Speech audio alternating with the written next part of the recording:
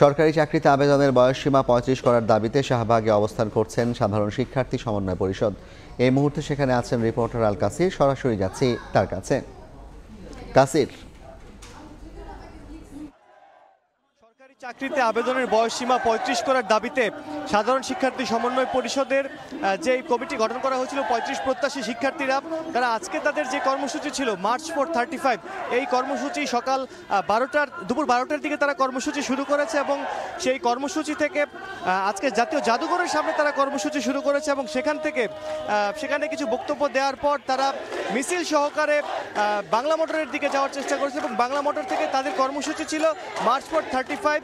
শাহবাগ থেকে মিছিল নিয়ে বাংলা মোটর যাবে এবং বাংলা মোটর থেকে আবার ঘুরে শাহবাগ এসে তাদের মার্চ ফর 35 শেষ করবে। কিন্তু তারা যখনই মিছিলটি নিয়ে বের হয়, আমরা দেখেছি শাহবাগ থানার ঠিক উল্টা পাশে অর্থাৎ জাতীয় জাদুঘরের সামনে পুলিশের বাধার মুখে পড়ে মার্চ ফর 35।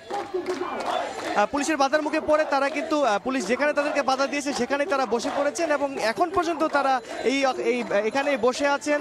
বসে তারা বিভিন্ন স্লোগান দিচ্ছেন এবং তারা বারবার করে যে বার্তাটা দেওয়ার চেষ্টা করছেন, আন্তর্জাতিক মানদণ্ড অনুযায়ী চাকরিতে আবেদনের বয়সসীমা ন্যূনতম ৩৫ যারা চাচ্ছেন এবং কিছু ক্ষেত্রে শর্ত সাপেক্ষে উন্মুক্ত করতে বলছেন। আমি আপনাদেরকে একটু জানিয়ে রাখি, এই একই দাবিতে শাহবাগে কিন্তু মহাসমাবেশ করেছিল চাকরিতে আবেদনরত বয়সসীমা ৩৫ প্রত্যাশী সাধারণ শিক্ষার্থীরা।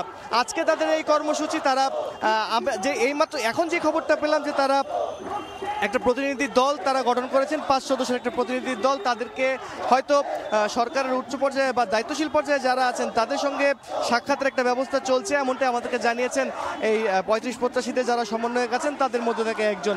আমি আপনাদেরকে একটু জানিয়ে রাখি, ৩৫ প্রত্যাশী সাধারণ শিক্ষার্থীরা কিন্তু এই লম্বা সময় ধরে এই আন্দোলনটা করে যাচ্ছে। তাদের ভাষ্য 12 বছর ধরে তারা এই আন্দোলনটা করছে এবং তাদের একটাই দাবি, তারা বলছেন তাদের দাবি যৌক্তিক এবং এই যৌক্তিক দাবিটা দ্রুত মেনে নেওয়ার জন্য দায়িত্বশীল যারা আছেন, বর্তমান অন্তর্বর্তী সরকারের প্রধান উপদেষ্টা, তার কাছে তারা এই বার্তাটা দেওয়ার চেষ্টা করছে যে দ্রুত সময়ের মধ্যে তাদের এই যৌক্তিক দাবিটা মেনে নেওয়া হোক।